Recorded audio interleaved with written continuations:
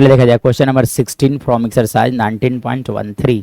क्या दिया गया था, बोला गया इंटीग्रेट करने के लिए integration of 2/1 minus x plus 1 plus x square into d x लिखे गए थे। ठीक है, तो इसे कैसे 2/1 minus x into 1 plus x square को इंटीग्रेट करना था। तो यहाँ पर हम लोग को करना पड़ेगा पार्शियलाइज। सो इसे यहाँ पर पार्शियलाइज किया जाए। तो पार्शियलाइज करने के लिए मैं लिखता हूँ, टर्म लिखे गए थे 2/1 माइनस एक्स इंटू लिखा गया था आपका 1 प्लस एक्स स्क्वायर। चलो आप डिनोमिनेटर को देखो, तो डिनोमिनेटर का देखा जा सकता है डिग्री जो है वो 3 है, न्यूमरेटर का डिग्री 0 है, इसलिए कहा जा सकता है ये प्रॉपर फ्रैक्शन है। प्रॉपर फ्रैक्शन में देखा जाए तो लीनियर फैक्टर है, लेकिन यहाँ पर जो है वो टर्म जो है सेकंड टर्म है वो फैक्टराइज नहीं हो पाएगा। तो यहाँ पर पार्शलाइज कैसे किया जाएगा, तो आप लिख दो a अपॉन फर्स्ट फैक्टर, मतलब कि, और यहाँ देखो तो क्वाड्रेटिक एक्सप्रेशन है, इसलिए आप यहाँ पर लिखोगे bx plus C divided by लिखे जाएंगे 1 प्लस एक्स स्क्वायर। यहाँ पर अगर क्यूबिक होता तो ऊपर में लिखा था आपका क्वाड्रेटिक एक्सप्रेशन। ठीक है, चलिए ये हो गया।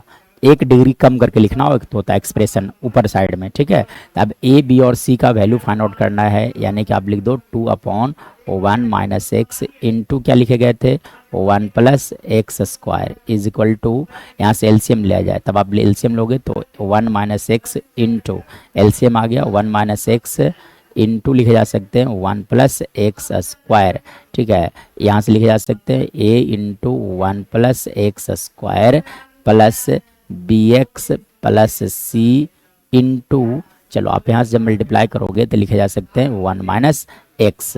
चलिए मतलब देखो डिनोमिनेटर वाले टर्म्स दोनों कैंसल आउट हो गए, मतलब यहाँ से लिख सकते हो आप 2 is equal to a into 1 plus x square plus bx plus C into लिखा जा सकता है 1 minus X. This is condition number 1 here. चलिए अब इसके बाद क्या किया जाएगा, ए का वैल्यू डायरेक्ट फाइंड आउट किया जाएगा। देखो आप यहाँ से, ठीक है, तो for value of A, for value of A put, अब देखो ए के नीचे जो कुछ भी लिखा गया है उसके इक्वल टू 0 लिख देना है।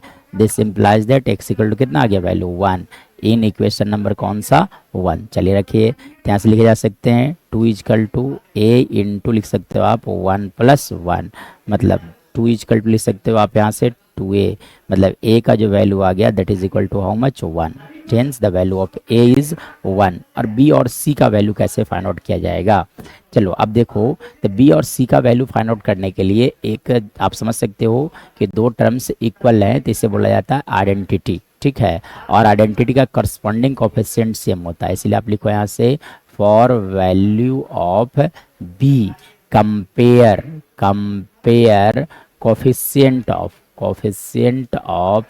X square on both sides. इसलिए हम लोगों ने क्या किया, कंपेयर किया जाए कोफिशिएंट ऑफ एक्स स्क्वायर। चलो आप देखो यहाँ से मैं बात करूँ तो कोफिशिएंट ऑफ एक्स स्क्वायर है ही नहीं, मतलब 0, तो आप लिख सकते हैं यहाँ से क्या 0। एक्चुअली में यहाँ देखो आप, तो यहाँ पे क्या कोफिशिएंट ऑफ एक्स स्क्वायर 0 है, क्योंकि आप 0 इंटू एक्स स्क्वायर लिख सकते हो, तो कोफिशिएंट ऑफ एक्स स्क्वायर कितने हो गए 0। यहाँ से देखो मल्टीप्लाई जब ये होगा तब लिखा जाएगा a, और यहाँ से देखो बी एक्स इंटू यहाँ मल्टीप्लाई करोगे तो माइनस बी एक्स स्क्वायर लिखाएंगे, यानी कि माइनस b, मतलब यहाँ से अगर मैं बात किया जाए, यहाँ से अगर बात किया जाए तो लिखा जा सकता है कि जो b का वैल्यू होगा that is equal to how much a के इक्वल, मतलब b का जो वैल्यू होगा that is also equal to 1। चलिए अभी तो हो गया a और b, a b का वैल्यू आ चुका है। फॉर वैल्यू ऑफ c, अब फॉर वैल्यू ऑफ c, अब c को वैल्यू निकालना है तो ऐसे टर्म का कोफिशिएंट या तो टर्म्स को कंपेयर किया जाए जिसमें एक c होना चाहिए। तो for value of c compare, compare constant term on both side, compare constant term on both sides. तो इसलिए हम लोगों ने क्या करना है, कांस्टेंट टर्म, देखो यहाँ पे कांस्टेंट टर्म कितने लिखे गए हैं 2, यानी कि 2 इजकल टू लिख सकते हैं। यहाँ से देखो कांस्टेंट टर्म लिखे जा सकते हैं a, और यहाँ से देखो जब c इंटू 1 होगा तो दैट इज कांस्टेंट, यानी कि a प्लस सी, और a का जो वैल्यू था 1, यानी कि 2 इजकल टू आप लिख सकते हो 1 प्लस सी, मतलब c का जो वैल्यू होगा that will equal to how much 1 के इक्वल होगा। ठीक है, चलिए, तो यानी कि हम लोगों ने जहाँ से कहानी चालू किया था उसको एक बार फिर से लिखा जाए।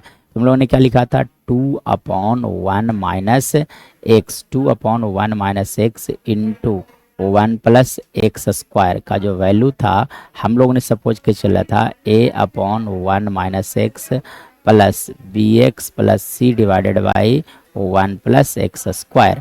मतलब ए का वैल्यू देखो कितने 1, मतलब 1 by 1 minus x plus B का वैल्यू कितने थे 1, यानी कि एक्स प्लस 1 डिवाइडेड बाई लिखे जा सकते हैं 1 प्लस एक्स स्क्वायर। ठीक है, मतलब कि अब हम लोगों ने पार्शियलाइज कर लिया है, अब सिर्फ और सिर्फ रह गया इंटीग्रेशन फाइंड आउट करने के लिए। चलिए, तो इंटीग्रेशन कैसे किया जाएगा, देखो क्वेश्चन के अनुसार अगर चला जाए तो इंटीग्रेशन फाइंड आउट करना था, लिखा गया था 2/1 minus x into 1 plus x square into लिखे गए थे d x, that is equal to आ गया आपका integration of 1 by 1 minus x plus 1 divided by 1 plus x square का होल इंटू डी एक्स। चलिए, अब इंटीग्रेशन का साइन हर एक टर्म के पास लाया जाए, यानी कि डी एक्स अपॉन लिख सकते हो आप यहाँ से 1 माइनस एक्स एक्चुअली में है ना, 1 माइनस एक्स प्लस यहाँ से लिखा जाए x plus 1 divided by 1 plus x square into d x. चलिए, अब देखो तो ये इंटीग्रेशन का बहुत ही बेसिक सा एक फार्मूला होता है कि F dash x upon F x, मतलब इस फंक्शन का अगर डिफरेंशिएशन मल्टीप्लाई में होगा तो लिखा जाता है लॉग मोड एफ एक्स लिखे जाते हैं। ठीक है, तो इस फंक्शन को डिफरेंशिएट आप कर लो, तो differentiation of 1 minus with respect to X that is -1। So इस फंक्शन का डिफरेंशिएशन हो गया -1, सो इसका इंटीग्रेशन लिख सकते हो आप minus log mod 1 minus x plus, यहाँ पर इंटीग्रेट करने के लिए दो पार्ट में स्प्लिट कर लो, यानी कि x upon 1 plus x square D x, अब प्लस यहाँ से लिखा जाए D x upon 1 plus x square, मतलब आप लिख सकते हैं यहाँ से minus log mod 1 minus x plus, चलो आप इसे डिफरेंशिएट करने के लिए इस फॉर्मूले पर सेट किया जाए, तब आप डिफरेंशिएट कर लो 1 प्लस एक्स स्क्वायर को विथ रिस्पेक्ट टू एक्स, तो इसका डिफरेंशिएशन कितना होगा 2x। देखो आप यहाँ पे 2x नहीं है, तब आप क्या करोगे 2x लिखोगे, तो 2x dx divided by 1 plus x square, देखो एक्चुअल में था x और हमने क्या लिख दिया 2x, इसलिए आपको 1/2 से मल्टीप्लाई करना होगा। ठीक है, और इसका इंटीग्रेशन तो हम लोग जानते हैं, डायरेक्ट फार्मूला पे आ गया tan इनवर्स ऑफ x।